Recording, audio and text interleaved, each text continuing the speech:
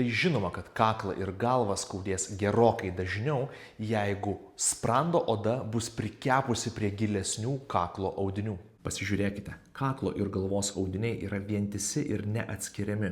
Fascija ir raumenynas yra kaip maišas maišeliuose apvilkęs visą žmogaus skeletą, o pro juos turi prasidurti įvairios kraujagyslės, nervai, limfagyslės ir net limfmazgiai ir viskas turi tekėti. Todėl nenuostabu, kad kai užsispaudžia šitos struktūros, žmogui skauda kaklą, skauda galvą, tvenkiasi kraujas, nenuteka limfa, badauja raumenynas, didėja įtampa ir įvairios neuralgijos, pakaušinio nervo problemos pradeda kankinti žmogų.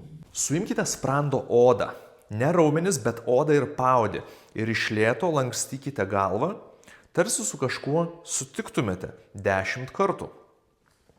Palinksėję, tuomet sukiosite galvą į vieną, į kitą pusės, tarsi su kažkuo nesutiktumėt 10 kartų. Jeigu jūsų oda labiau aliejinga ir slysta, galite naudoti servetėlę.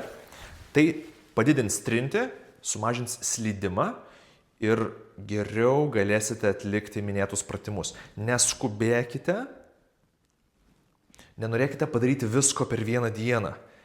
Keletą dienų darydami pajausite labai akivaizdų atlaisvėjimą.